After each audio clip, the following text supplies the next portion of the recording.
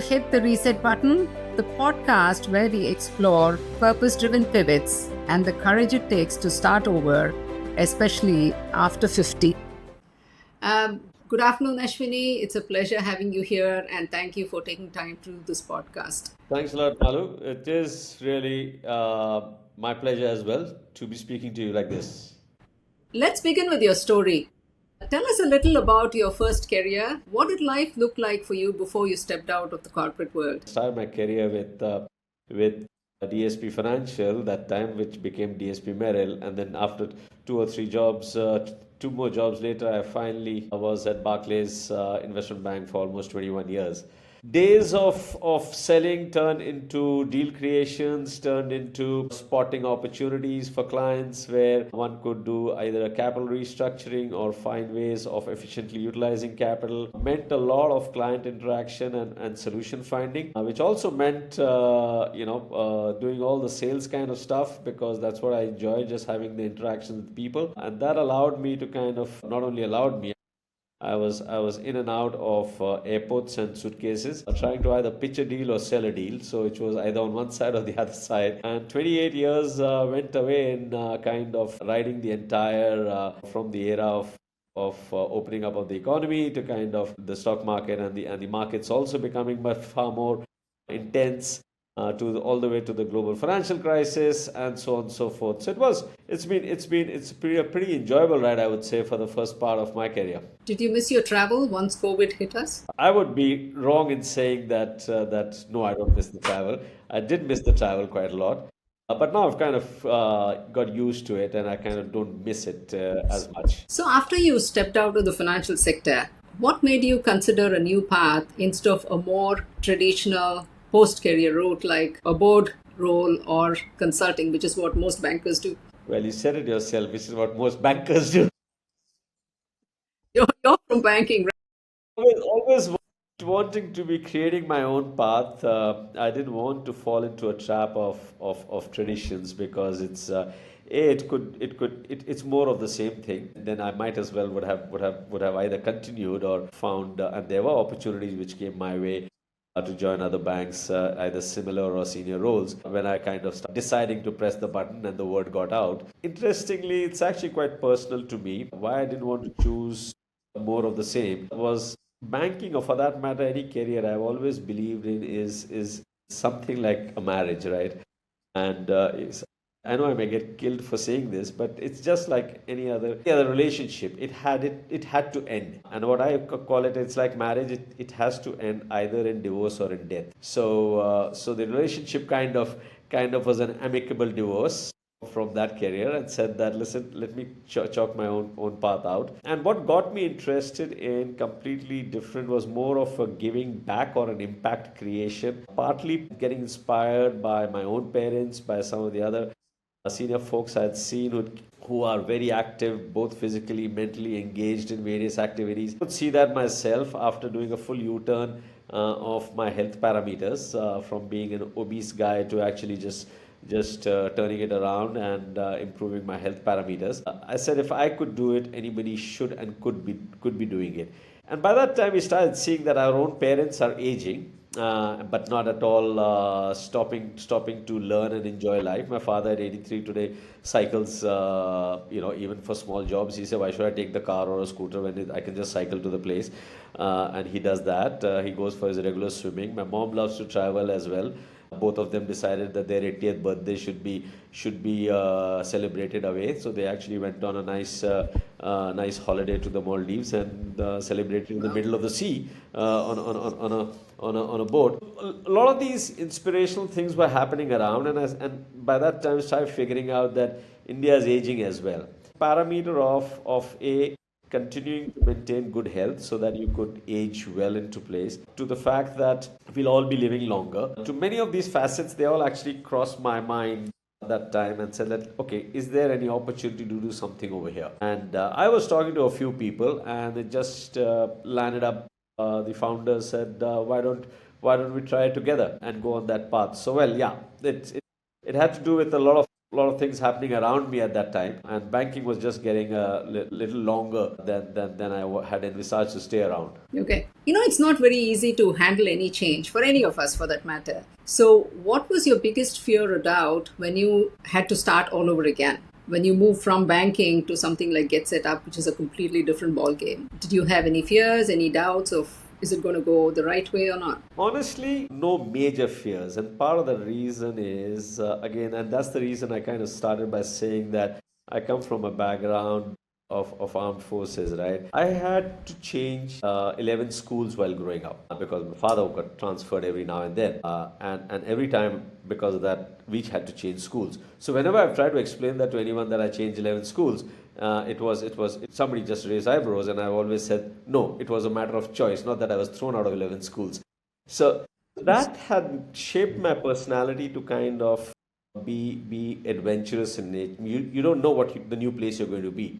You just got to make new friends, and you got to continue. And that as a personality was something which I kind of carried as a strength, in which I kind of much later realized that how it's actually shaped me as a personality. And when I was my colleagues in the US had already kicked it off into and said that why don't we launch it and see where it takes us. So we just decided to launch the India chapter, so to say, or the India sub at that point in time.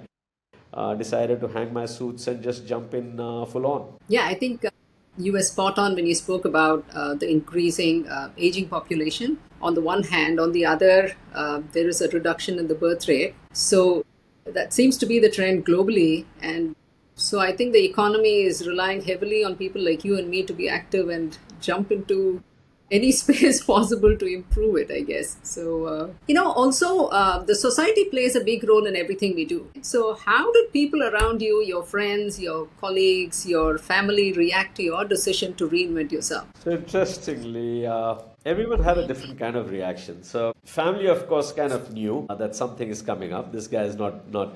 He's means it was kind of evident because you don't keep quiet on dining table every day. So when I kind of had already made up my mind in my head, a matter of time of when to kind of actually take that plunge, I made a little casual announcement on the dining table. So my wife's reaction was, okay, as long as you've decided and it keeps you happy, that's fine. My daughter had a very funny reaction. She said, will you be able to pay my school fees? Because the announcement was less of a movement into a new career. It was more as a retirement from banking. So the retirement word kind of hit her and said that, will you be able to pay my school fees? Your practical. But friends and associates had very different kind of reactions. Friends, of course, knew that this guy's, he's going to pursue something different, and we are all behind you, whatever you do. And so at that point in time, things were still sketchy. Going back to your earlier part where you said that were there any fears? There was, of course, sense of what next, what will happen, how will it happen. Those questions did cross your because as a runner, I always say, right, it's always 1 foot at a time. You don't run a 21 kilometer half marathon thinking that how will you reach the 21st kilometer. You got to just think how will you just finish the next 100 meters and so forth. And that's how I kind of laid it out to everyone at that point in time. Of course, the market and the participants, associates who I dealt with, they had a sense of surprise that why now and why suddenly, and why everything was going perfectly right or is going perfectly right. As if I don't do it now, I'll be in the bracket where I'll get old myself. And today at least I have the energy. I gifted my 50th birthday gift to myself by actually hanging the suits, as I said. So various different reactions, but everybody was on the whole supportive that whatever you need, whatever you want to do, just stay in touch, give us a call. Lots of people were more than happy to actually spend time and meet with me. Some of them, interestingly, actually many of them, interestingly, were meeting me not because they were keen to help me out to figure out what the next is. They were curious that how can they do it themselves, and what made you just do it? Can we follow your path? Yes, anybody and everybody can follow that path, and I'm happy to always chat on that as well. Okay, I'm going to come back to our topic for today. I met this friend who was a CEO of a multinational company some time back, and he said he stopped going to social gatherings post stepping down from his position because he believed he had lost his identity when he stepped off his corporate ladder. And also, he had this fear of being rejected by the society now that he's not who he was. What was your experience with regards to identity of being a managing director to starting all over again? Was that a big issue for you as well? Well, honestly, that wasn't any issue.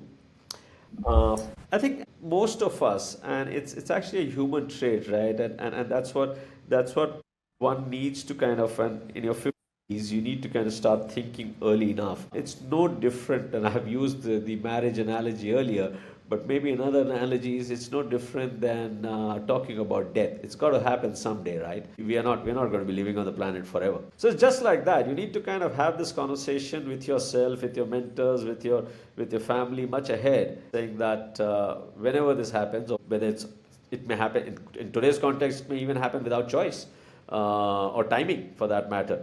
We're seeing already what the job market is throwing out to people, right, as things get disrupted. So it's more of being prepared for it from a mental resilience perspective. People should it's a normal. So when I actually I had the reverse actually. When I made the announcement, I actually was more keen to go for social gatherings, more as just keeping in touch with people and what's happening or what different people are doing with their lives. And whenever I advise people that when you don't need to change your job, you need to change it when either you're no longer getting excited about getting up in the morning and going for your job. I've always said either you find the job that you love or love the job that you do. Then only you'll be able to A, deliver 100%, B, get the validation that you're seeking. We're all humans. We are bound to be attracted to validation. So in fact, I would actually recommend going for those social gatherings, because then you'll be actually be able to differentiate who are your true friends, right? Who are looking at you as a title because you carried a title, or who are looking at you as the individual who carries that title. So the latter are your true friends, the latter are your true social circle, and that's how you kind of see yes, I did have those experiences. Some of the people just stopped taking my phone calls. Perfectly fine. That's okay. They make a choice. So do I. How long did it take you to get so philosophical, though? Not on day one, for sure. You're right. Not on day one. So, if you were to talk about challenges, what is the one unexpected experience that comes to your mind in this new chapter of yours? And how did you overcome it? Yeah, I went through a process of trying to find what's the need out there, what's the opportunity out there, or what's happening. How would I deal with it personally? And is there like, if I made a health U-turn, or if I can see people living longer but they don't know what to do with their biggest asset in their hands, which is time, can I provide a solution? If I went through all of that. It's not that the majority of people are thinking like that. So the biggest challenge I had, or I have even today, after a few years gone by, is that people are still trying to figure out what is the aging population going to do. The government itself has got these reports only as recent as the first one was 2017. The 2023 is a new one. It's perceived to be the government's problem, or it's perceived to be a healthcare opportunity, or it's perceived to be an NGO sector's problem. But come to think of it, there is as economic progress and literacy kind of in the last many decades, India's own literacy levels and per capita income have gone up. There is an equally or a fairly large number of people who are going to be aging in the urban centers, who are not necessarily the economically weaker section. So they don't require the healthcare, so to say, angle, or the NGO kind of a model, but they probably require a pathway to ensure that they age healthy. It's again, so I think the challenge has always been to get people to realize that there's an opportunity over here.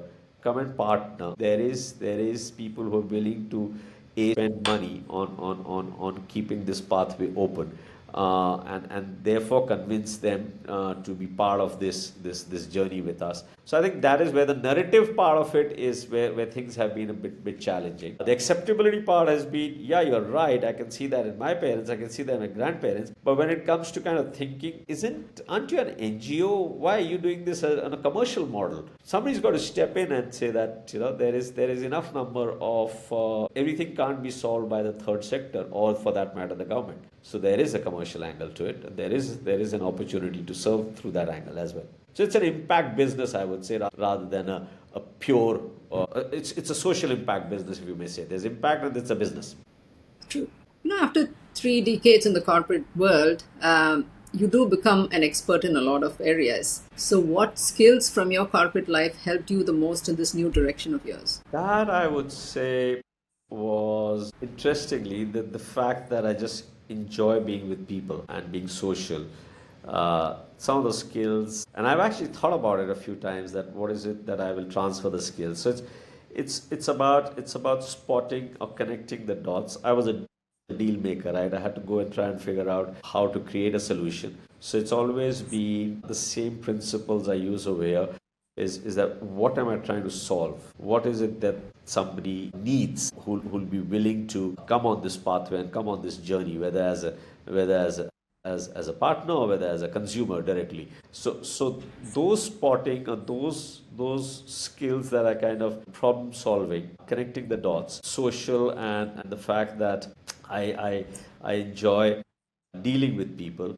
All those skills continue as is. Of course, everything else is changed. So the benchmarks have changed. No longer are you chasing a deal, but you're probably chasing a validation of your consumer, saying that you're doing a great job, or thank you very much for having me on the platform. There's this other topic that you and I spoke about some time back. When you leave your comfort zone after working for about 25 odd years, you have to move someday. You gave death as an analogy, right? But it still hits you physically and emotionally, right? And you start to doubt yourself and you don't know what to do next. What advice would you give to someone over 50 who's thinking about a career change or starting a second chapter but doesn't know how to take it forward? So I would say it should start a little early. Coincidentally, I had the benefit of having mentors around.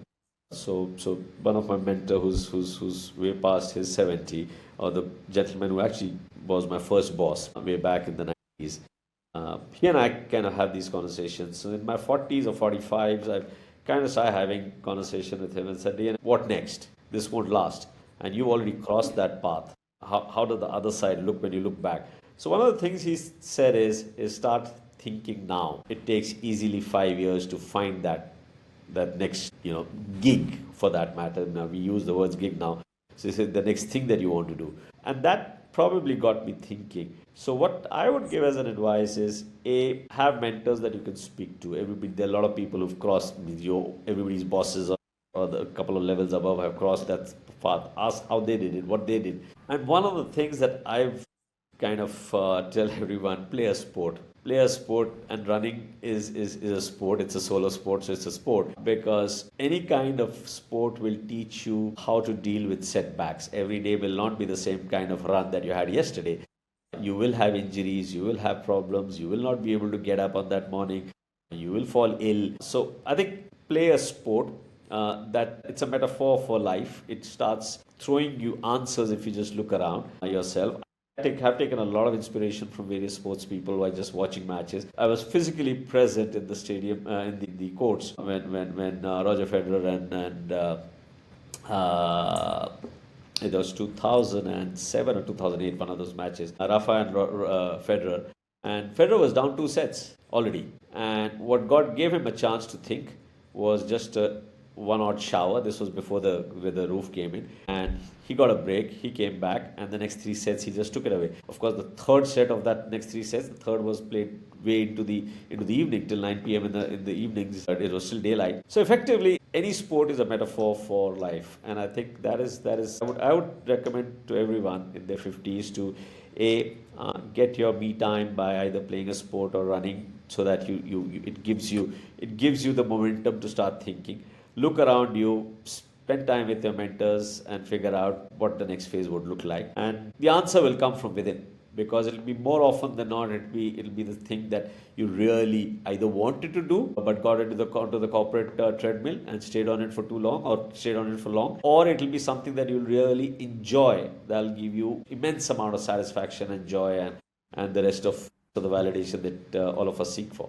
So you spoke about planning in your 40s and then having a mentor and also taking up a sport. Now, these are people who are in their late 50s, early 60s. Are there any other tools or mindsets that would help them hit the reset button? They want to start something and they don't know how to do it. I'm an example as well. So it's like, what do we do? Once Any other tool that is available? simple thing, and I've told this to a few of my batchmates and friends who are, one simple thing is meet as many people as you can. This is that phase in your 50s. And mind you, you'll realize that it's not only you, they're also seeking out, but nobody has the courage to talk about it.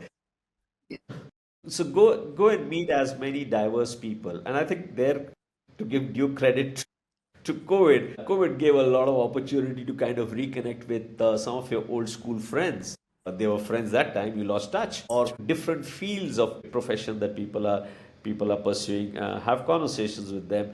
You never know where that answer will come from, but just kind of have that many more conversations. Have a very rough target given to myself that I will meet at least two new people every week from non-banking side, whether in a social gathering, and figure out what they're doing. I used to speak to entrepreneurs, what they are up to. I used to, the group of cyclists that I said, there are doctors in that, there are entrepreneurs in that, there are consultants in that. Just have conversations that what are they doing in their various profession? What are the various things? Conversations, not a targeted one that I'm seeking an answer. I'm just let's have a cup of coffee and just have those many times over, and you never know where it'll come from, the answer. And that's when I look back and I realize what my mentor said, that it'll take 5 years, is probably that have that many. So I started these conversations around in my late 40s, very early 50s. I mean, 50th birthday, I just pressed the button. So probably COVID helped me have those conversations much longer, albeit on the phone only or Zoom calls. But I was talking across the planet to many ex-colleagues, friends, batchmates, juniors, anybody who I could think of. How you feeling? Let's have a conversation. Haven't touched base in 30 years, 20 years, and your alumni network will just throw up something or the other.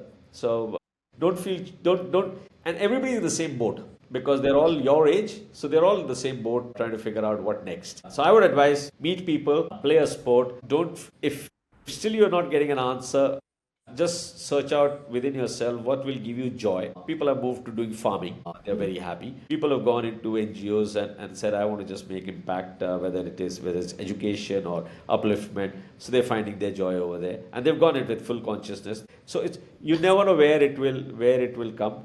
Press the reset button. It's, if you don't do it yourself, you will be hit harder because the date of expiration is anyway known, the day of your retirement, which is 60th birthday for most people, most organizations, or in some cases earlier. Why are you waiting for that date? Or if you are right on top of the career and you're still going up, fair enough, but that date is getting nearer every day. So just what will you do?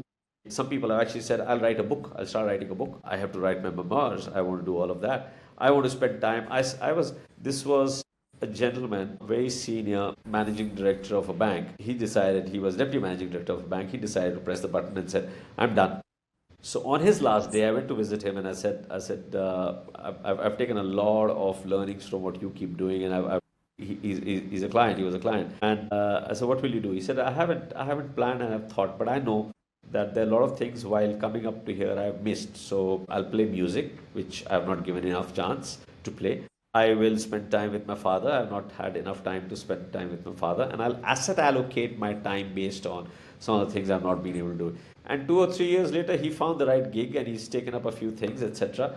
But those are things people will do. So even if you don't have anything, that's okay. Just press the button and meet people. You'll find.